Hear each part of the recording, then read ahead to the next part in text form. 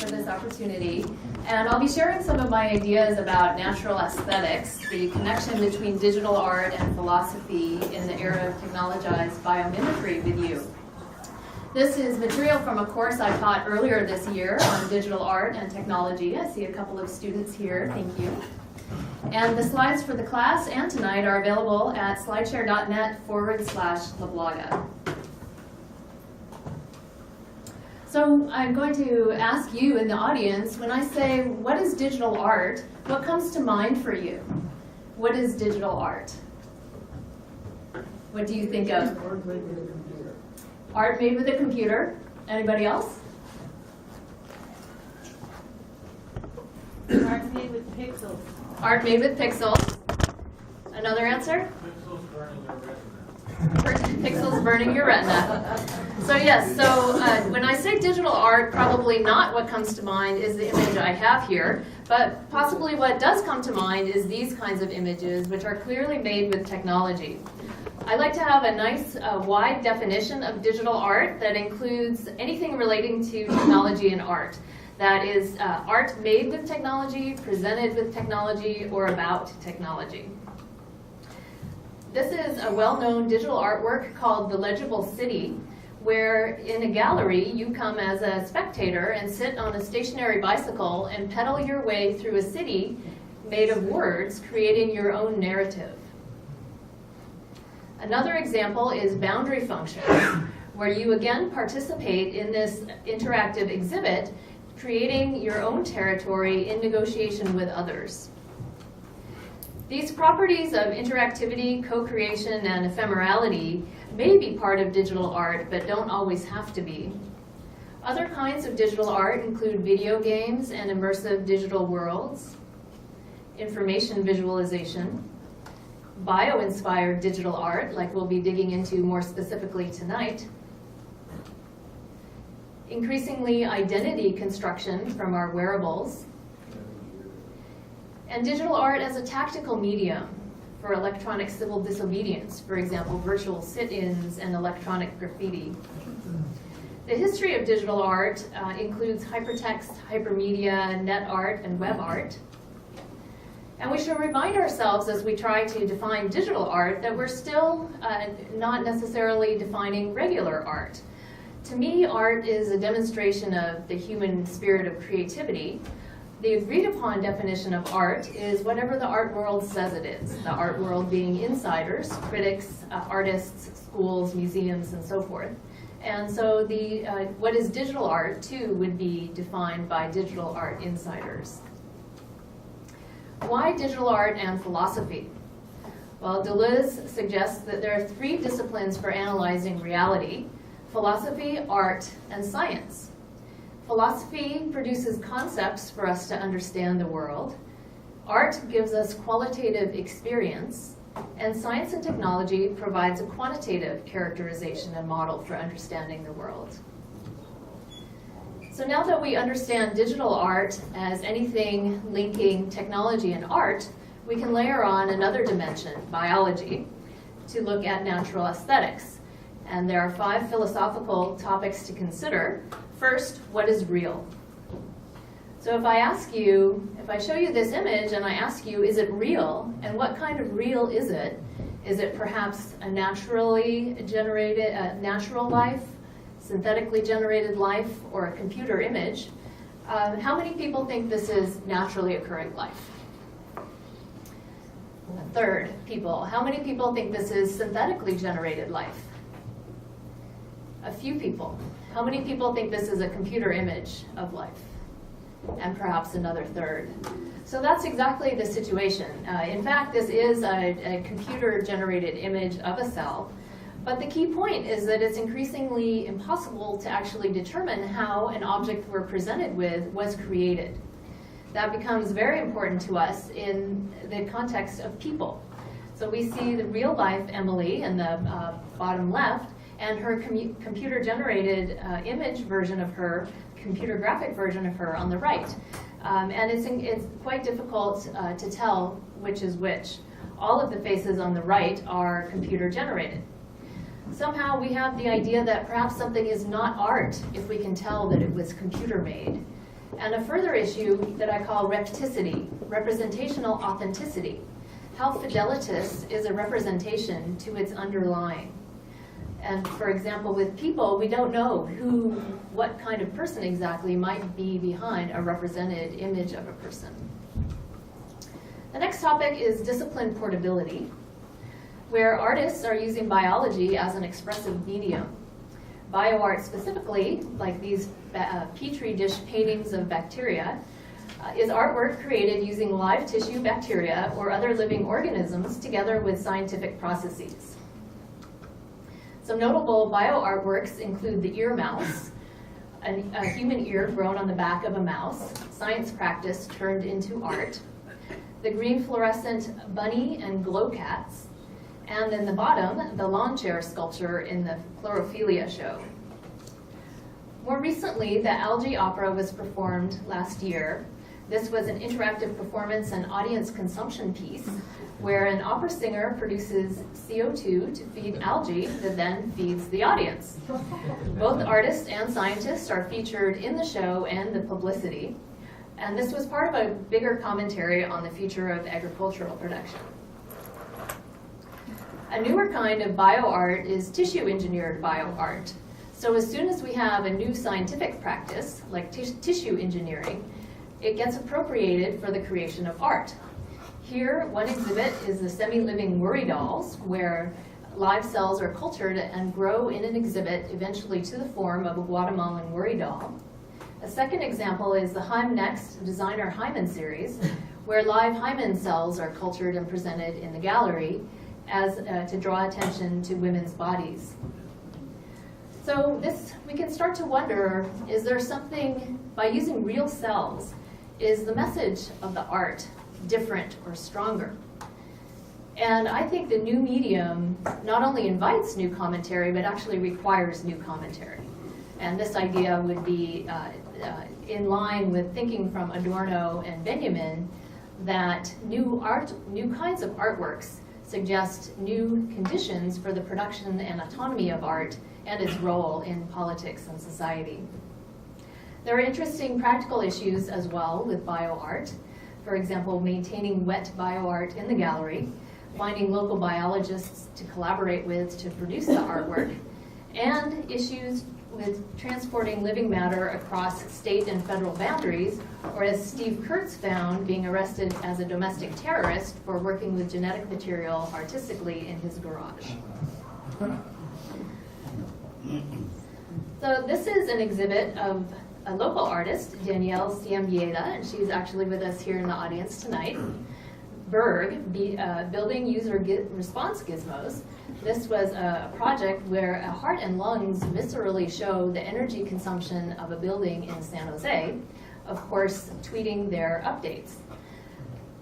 I like this project in particular because it's an example of group data, not just you interacting with your personalized data on a particular issue, but a whole group or community being able to understand resource use at that level.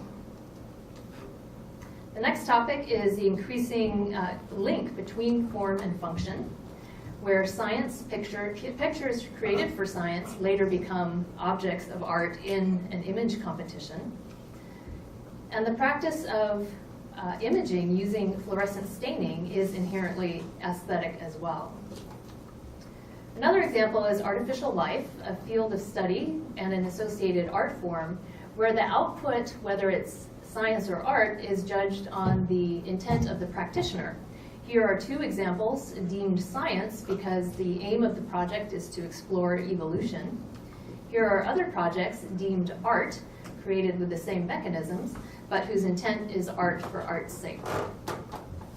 Related, an extension of artificial life is generative art, where art is created with the use of an autonomous system, where the features of the artwork are determined by the system, not the humans that programmed it. For example, Brian Eno's production called 77 Million Paintings, and the condensation cube, which is a mechanical example of generative art featured in galleries. Form and function is linked as well at the macro scale. Here is an example of a cactus-inspired building in Doha, with smart shades that open and close based on the sunshine, and crustacean-inspired structures. Another example is this water reclamation project in the Himalayas, inspired by sea anemone. We also like to live in better concert with our natural environments, perhaps in these living tree houses, suggested by Mitchell Joaquin, which are actually being grown at the Tree Circus farm in Northern California. And so this leads us to continue thinking more specifically about dwelling and belongingness. How many people have studied Heidegger? So a number of people have studied Heidegger. And Heidegger, of course, is considered with being and time, particularly in his masterwork published in 1927, Being and Time. But he also has this nice essay called Building, Dwelling, and Thinking in 1951, where he investigates more closely a feeling of being at home, placeness, dwelling, belonging. So to him, dwelling is not the conventional use of shelter or lodging, but rather a sense of human in-placement, being in place. And when we have this sense of dwelling, what that makes possible is the placeness of place, and for Heidegger of utmost importance, of course, the possibility of realizing the meaningfulness of our own being. Well, where are we dwelling? Right now in cities, over 50% of us as of 2008. And we're starting to think about different ways to configure our space. Has anybody heard of Masdar, the energy city of the future? This is located in Abu Dhabi, a carbon neutral community for 50,000, which started to be inhabited a few years ago. We're also reconfiguring space in our cities in other ways. In vertical farms, for example, pictured at the bottom is existing examples in Singapore, and at the left, a mock-up for San Diego. Our transportation may be configured differently with the advent of autonomous cars and pod transport. And we may even think of reclaiming other kinds of space, perhaps with seasteading and airsteading. Interestingly, when we look in our technology, there's a dwelling trope called home. This is in nearly all of our digital properties and as a key orientation mechanism. And even on our mobile platform, the whole starting point is the home screen. So we can ask ourselves with our Heideggerian hat on how to create a better sense of virtual placeness. How can we build virtual places for dwelling meaningfully? How can you dwell more meaningfully in Facebook, for example? So the fourth topic is de novo creation in synthetic biology. How many people have heard of synthetic biology? A lot of people. So this field is touted as possibly having the same impact as the transistor and computing did in the last century.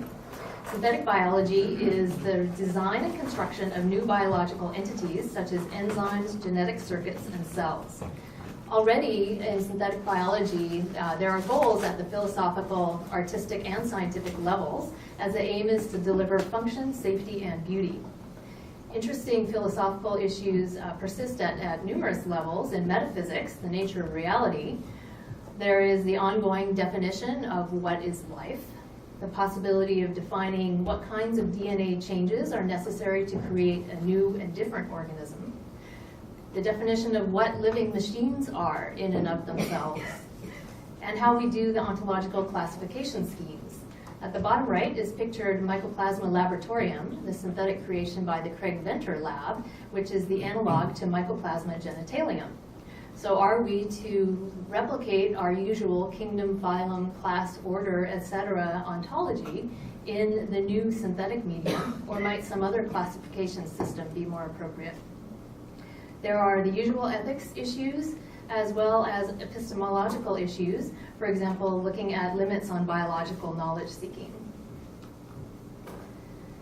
As an example of how science is embracing aesthetics, a whole issue of current opinion in chemical biology, the journal, was devoted in December 2012 to the aesthetics of molecular design with interesting papers entitled things like The Aesthetics of Chemical Biology and The Aesthetics in Synthesis and Synthetic Biology. It's quite interesting to consider how we might incorporate aesthetics in our molecular design. For one thing, molecules are asymmetric. They are handed. They have chirality. They're either left-handed or right-handed. And this is at odds with the typical artistic principle of symmetry. So we're invited to develop molecular design aesthetics to incorporate these new standards, and perhaps have competitions for who can generate the ugliest protein. So last, the individual and society. How many people have heard about the quantified self movement? So a lot of people. So the quantified self movement is started about 6 years ago, and it refers to anybody doing any kind of quantitative self-tracking. This can be typically with some sort of automated gadgetry to track exercise or nutrition or mood or different kinds of things like that. And of course, individuals started to produce art from their QS output. The early QS art is generally in the form of information visualization, as this top left photo, and then has progressed to other kinds of art. The bottom left is Gmail. Does your Gmail look like this? This is not what my Gmail looks like. But this is a quantified self project where a woman sends herself an email every time she has an idea, and then she classified them in an information visualization rich kind of representation here. Pictured at right is a gallery exhibit of quantified self art from earlier this year.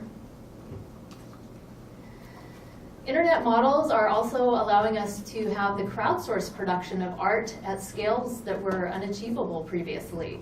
This example of CrowdArt is Eric Whitaker's virtual choir, where 3,000 people worldwide are all singing the same song. And listening to it gives you a real sense of global human solidarity and the sublime. So let's be explicit about the role of aesthetics in science and technology at two levels. At the first level, we do love beauty. We are attracted to it. But moreover, good design makes for good function. And that's exactly why molecular design institutes have aesthetic designers on their staff as well. At the second level, I like to look to the contemporary French philosopher Rancière and his thinking of how aesthetics, ethics, politics, technology are all very similar because they are all modes of formalization of experience. They are all ways in which we conceptualize and make sense of our world. They're a human capacity that we have. And further, prescriptively, that how we may emancipate ourselves further is by having new forms of experience and building the capacity to see one area from the lens of another, to see aesthetics politically, to see technology aesthetically. So a summary, we discussed a number of philosophical issues that arise in natural aesthetics, which we said was the intersection of technology, art, and biology. First, we looked at what is real, the increasing difficulty in determining how an object we see may have been made, particularly in a world with multiple realities, physical and digital. Second, the idea of repticity, representational authenticity, where how accurate a representation may correspond to what it's representing, particularly in areas like information visualization and synthetic biology, where no good physical representation exists. Third, the portability of one field using another discipline's medium. Fourth, how to dwell meaningfully in new spaces. And fifth, the pervasive inseparability of form and function, the individual and society, and technology and aesthetics. If you're interested in commenting on these issues, please participate in the technology philosophy video that I'm producing. Thank you.